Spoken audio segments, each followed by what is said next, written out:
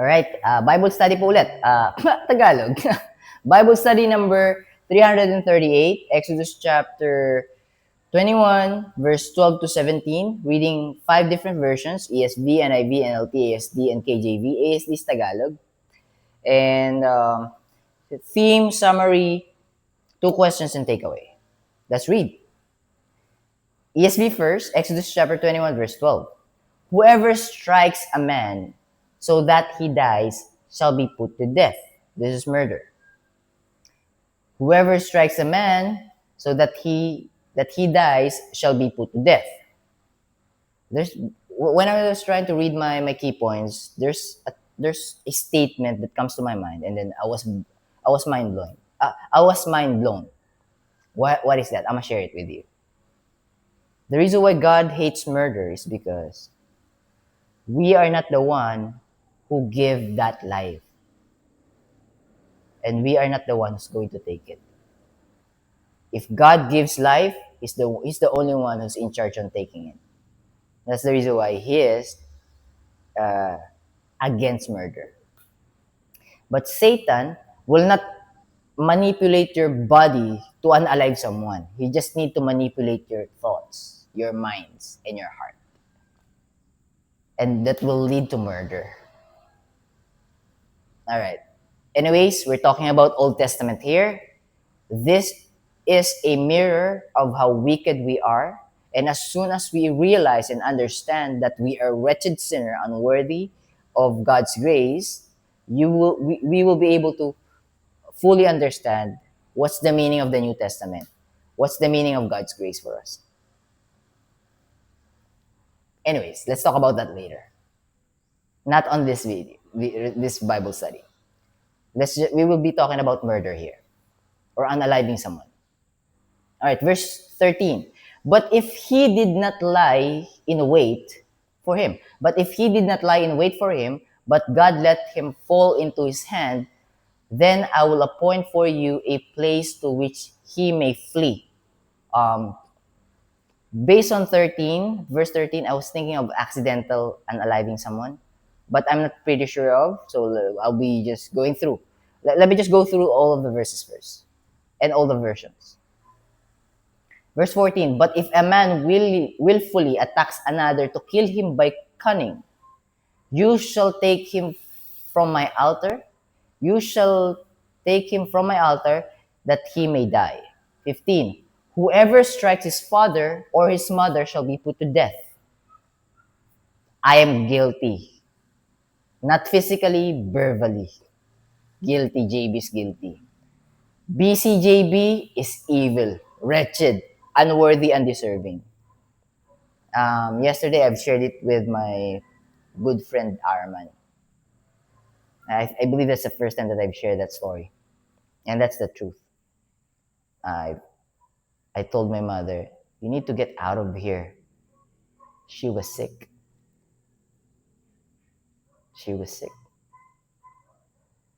High fever. And then I poured her, what do they call that? Let's say a pitcher of water when she was freezing in cold or chilling, or she got chills, and then stay away from me. Don't be here. Don't stay here. Because of anger and resentment towards my mother, I've done that things. The only thing that I could say is if I could only go back where I couldn't go back. That's God showing me that how I am back then. Who am I back then? If you're going to ask me, are you going to do it? If given a chance, the same scenario, are you going to do the same thing? Definitely no. The answer is definitely no. Whoever strikes his father or his mother shall be put to death, so I am deserving of death. 16. Whoever steals a man and sells him, and anyone found him in possession of him, shall be put to death. Whoever cursed his father or his mother shall be put to death. See this? My mother showed me love. My father is far away from me. But I haven't showed I haven't shown my father any animosity, but my mother full of resentment. But my mother is the one with me. Incorrect mindset, right? I do agree. All right. So, let me just read in NIV. Exodus chapter 21, verse 12 to 17. Anyone who strikes a person with a fatal blow is to be put to death. However, if it is not done intentionally, oh, so I get it correctly earlier. However, if it is not done intentionally, but God lets it happen, they are to flee to a place I will designate, a safe place. I can correlate this in the things that's happening to our current time, which is prison. So those who murdered someone will be put into prison to keep them safe there, so no one can unalive them out of revenge. So no one can cause sin out of revenge. So they will be put there and they'll be taking their punishment there. Correction. All right. Verse 14. But if anyone schemes and kills someone deliberately, that person is to be taken from my altar and put to death. 15. Anyone who attacks their father or mother is to be put to death. Again, I'm guilty. It breaks my heart, realizing that what I've done in the past, oh my Lord, even those things that I've done, you've forgiven. That's the time I've realized His love is unconditional.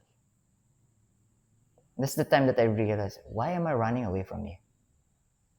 Why did I do that? If I only listened. But God told me, God comforted me, the Holy Spirit comforted me. JB, it ought to happen. It has to happen. Because you will not look towards me, the Holy Spirit God, if it didn't happen. You will just be astray if all those things that happened to your past didn't happen. Somehow, actually somehow, at first somehow, but now I truly believe that my weaknesses, I have to realize that I'm weak so He could be my strength. All right, that's a different topic. So, verse 15, put to death. Verse 16, anyone who kidnaps someone is to be put to death. Those who kidnap someone, right? You need to be listening to this. Anyone who kidnaps someone is to be put to death, whether the victim has been sold or is still in the kidnapper's possession. Am I reading NIV? Yeah, NIV. I was thinking I was reading NLT. Somehow this is how NLT explain things. 17. Anyone who curses their father or mother is to be put to death. Again, I'm guilty. Am I sorry? Yes, of course. But I am guilty. I couldn't run away from it. I'm a hypocrite if I'm going to justify myself. I couldn't justify my action. It's just the evil me. Wicked, wretched sinner. Exodus chapter 21, NLT, verse 12. Anyone who assaults and kills another person must be put to death. See how clear NLT is? 13. But if it was simply an accident permitted by God, I will appoint a place of refuge where the slayer can run for safety.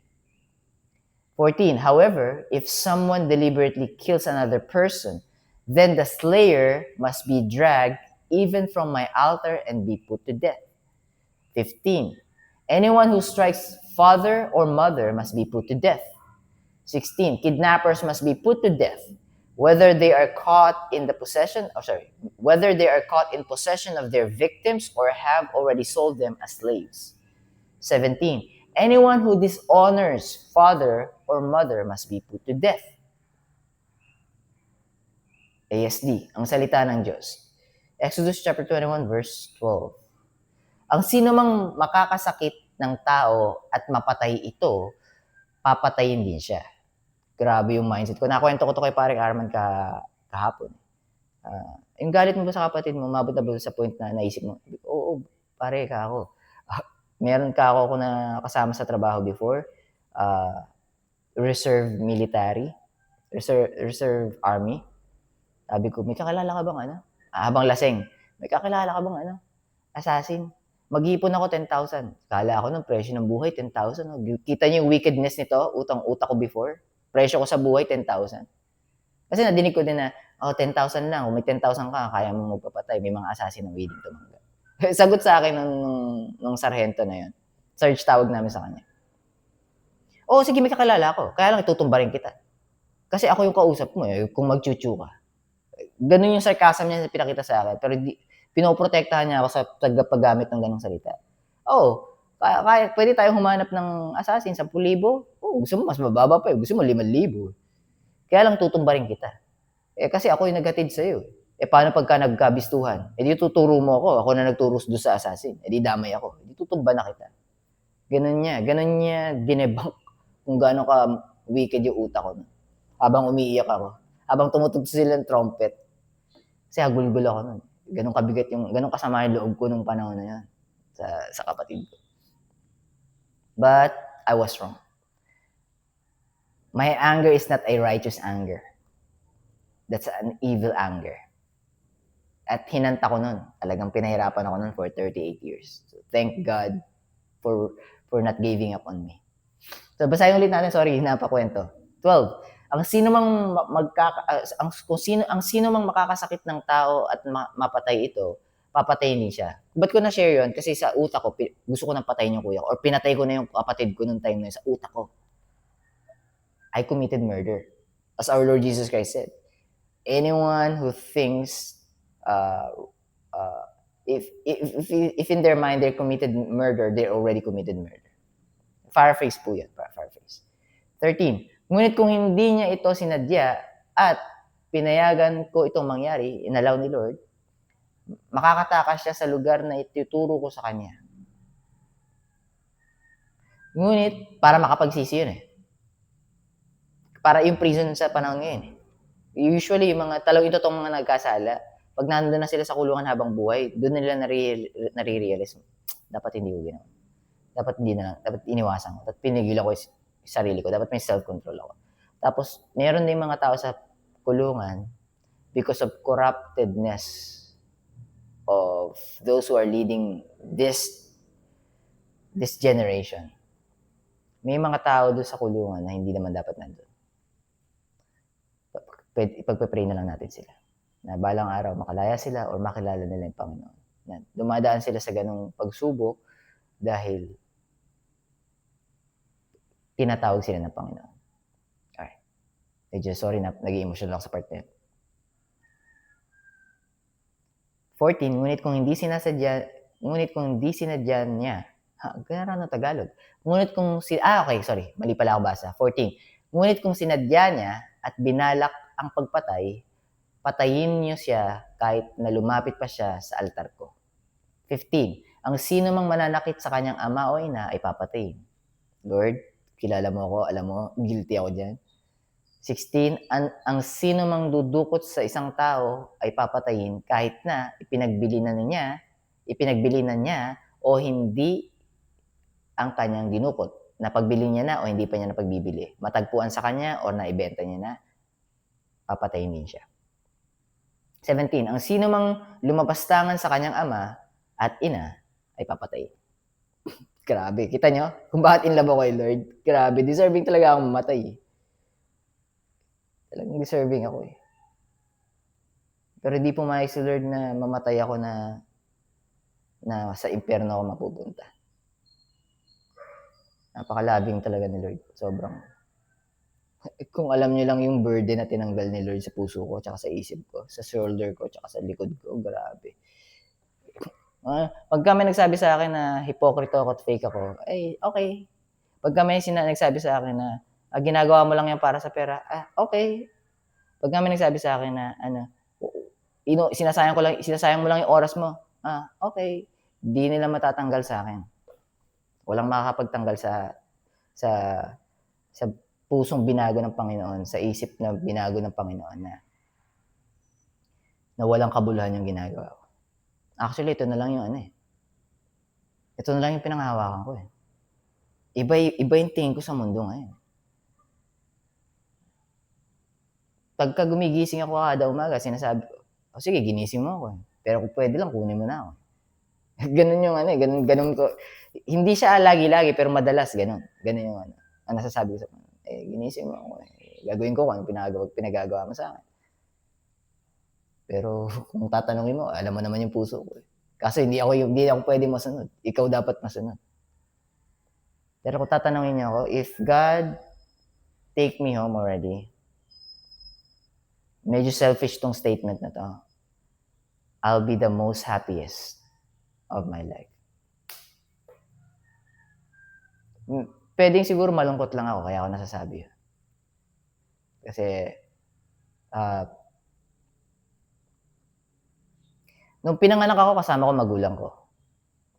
Nung nagkaedad ako, nung namulat yung isip ko, mga 5 or 6 years old ako, ang nakakalakihan ko is gulpe, suntok, sipa, tadyak, bale, palo ng kahit anong bagay. Pero may kasama pa rin ako. Tapos nung nagkaroon akong pumasok ako sa sexual immorality, tapos may kinasama akong babae, nagkaroon kami ng anak. Walang God doon. Ibig sabihin, hindi kami pinagsama ng Panginoon. Pinagsama namin sarili namin. Kaya hindi nag-last eh. Hindi nag-last. Hindi lust, but last. Hindi nag-last. Kumbaga yung mga time na yon, may kasama ako. Pero ngayon, as in kasama, nakakausap, na i-share ko yung kung ano yung nararamdaman ko, or at least may comfort. Pero ngayon mag-solo talaga ako. Mag-isa ako. Ang iniiyak ko sa Panginoon is, oh Lord, meron nga akong mga kapatid, kaya lang pagka time na yung kailangan ko, hindi ko naman maabala. Hindi ko naman pwedeng ipilit. Kasi may kanya-kanya silang buhay. So yun yung, kung magiging honest ako sa inyo, yun yung lungkot ko na, yun yung thorn sa side ko na, kunin mo na ako. Maiiyak ako, grabe. Kaya masaya-masaya ako nung nag-reach out si pareng Arman. Tapos, sige pare, tulungan kita. Sige, kwentuhan tayo. Kahapon, medyo masaya ako dahil napag-uusapan yung mga nakaraan. Malungkot, masaya. Anyways, I'm still gonna read KJV. I don't want to stretch this too much, and I don't want to take your time sharing the things that happened to my life. So I'm gonna go back and reading. So Exodus chapter 101, KJV, verse 12 to 17. He that sinneth, I'm reading it incorrectly. He that smiteth a man so that he die, that leads to his death, shall be surely put to death. 13. And if a man lie not in wait, but God deliver him into his hand, then I will appoint thee a place whither he shall flee.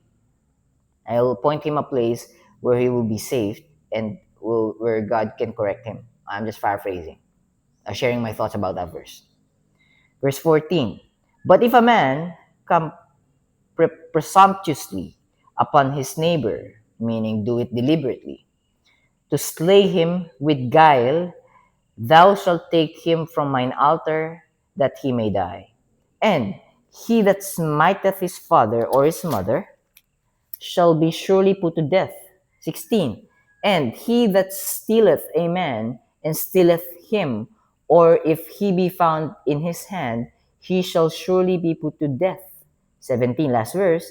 And he that curseth his father or his mother shall surely be put to death. All right. So let's try to read my takeaways here. Theme first, the sanctity of human life. These laws addresses murder, accidental killing, violence against parents, kidnapping, and other serious offenses. Human life is precious because mankind is created in God's image. Genesis chapter 1, verse 27. Question. Why does God treat murder so seriously? Because every human being bears God's image. Yes, there are goats, There are lost sheep, they are sheep. Goats will be cast down to hell, meaning will be sent to hell on judgment day. Sheep, lost sheep will be able to go back to the flock of the sheep, hence they are lost sheep, they are sheep. They're just lost.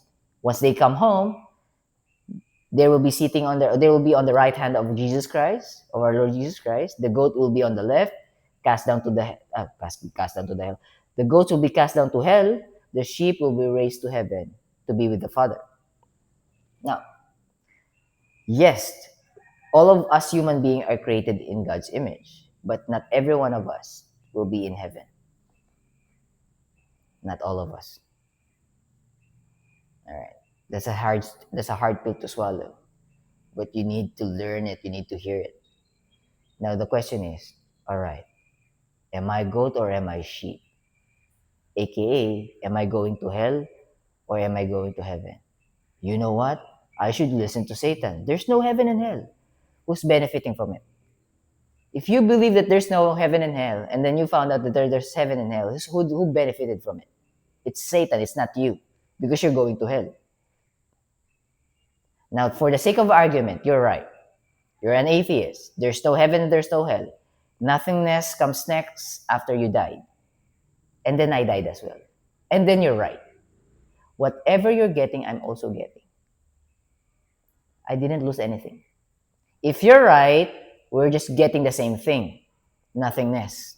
Me and you. But have you ever thought about the other side of the coin? What if you're wrong? What if Satan was able to deceive you, thinking about there's no heaven and hell? What if you're wrong? If you're wrong, we are going to heaven. JB, how sure are you that you're going to heaven? Because there's a lot of truth claim. Everyone can claim that they're telling the truth. How could you identify the one who's telling the truth and those that are saying that they have the truth but they didn't, but they haven't? How can you identify? For me, it is simple. If everyone is saying the same thing and one entity is saying it differently, it's definitely the truth. Because some could say 2 plus 2 equals 4. You know that it is correct, right? But some is saying 2 plus 3 equals 4. 2 plus 6 equals 4. 2 plus 5 equals 4. 7 plus 2 equals 4. And they are telling that they are the truth. They are saying the truth. You know what's the truth? It is 2 plus 2 equals 4. Every other religion will point you to save yourself. Our Lord Jesus Christ is not a religion. Our Lord Jesus Christ is God who saved us. And our Lord Jesus Christ is telling us, you cannot save yourself. Let me. I will be more than happy to. I've done it already. I'm just waiting for you to accept the truth. But because you are being blinded by the Antichrist. Who's the Antichrist? Who goes against Christ. Hence the word, it's on the word itself, Antichrist. It's against Christ. But Christ is saying, I love you so much. I don't want you to be in hell. I want to save you. I already did. I'm just waiting for you to allow me. Because I cannot force myself onto you. But that's manipulation and control, which Satan is doing. Satan is cunning, evil and crafty, wicked. All right. Why does God treat murder so seriously? Because every human being bears God's image, making life sacred and valuable. Again, we cannot take life because we are not the one who give it. The only one who could take life is the one who give it, the life giver. He can take it away because he's the one who gave it. All right, question number 2. Can anyone be justified before God by avoiding these sins? Or if you're not doing those sins, are you going to be justified and are you going to be in heaven? Let's see my answer. No. All people are sinners. From Adam, Adam was created perfect, but because of sin, they fall onto sin. They become sin. But Eve is not the one who's to blame because they are one flesh now because they are married to each other. So Adam is the head of the family. So Adam took the blame. So from one man's disobedience, it is Adam. We inherited sin. But one man's obedience washed away sins. That's our Lord Jesus Christ. So no, all people are sinners and need salvation through faith in God's provision, ultimately fulfilled in Jesus Christ. Hence, we cannot save ourselves by trying to be good. And once you think that you're good enough, I'm going to ask you, how sure are you that you're going to heaven? I can guarantee you that you'll answer, is you're not sure. So you're gambling because you're not sure. And you're still hoping and you still have faith. But your faith is has been put on an incorrect object. It's unto yourself. Your faith is unto yourself. But if you're going to be honest with yourself, you're not sure. What will happen after the fact? Takeaway, 26 minutes. The value of God, the value God places on human life should shape how we view and treat others. Once you've understood how God loves us so much unconditionally, you will be able to understand that we are important and we matters to God. Now, if we matters to God, your brethren matters to God as well. How could you hurt someone if you understood that someone matters to God as well? Unaliving someone is deliberately going against the Creator or the life giver. AKA Genesis chapter 3 verse 5. Let me explain. If you took someone else's life, you're the God. You decided to end his life. You're the God of that moment. In that moment, you're the God. Genesis chapter 3 verse 5. God doth know. Eve, God doth know, if you eat thereof, your eyes shall be open, you'll be smarter, you'll be smart, worldly smart, earthly smart, and ye shall be as gods. Your eyes shall be open, and ye shall be as gods. Magiging kang parang Diyos. When you take a life, on that moment, you are thinking that you are God, has the power to take life. Satan was successful on deceiving you. We cannot take life because we are not the one who give it. The only one who could take it is the one who give it. He has the rights. We don't have the rights. Now you will only be able to understand it once you truly understand how much God cares for you and how much God loves you. Satan will try to cover it so you couldn't see it. But God will not give up on you. He will keep on sending messenger.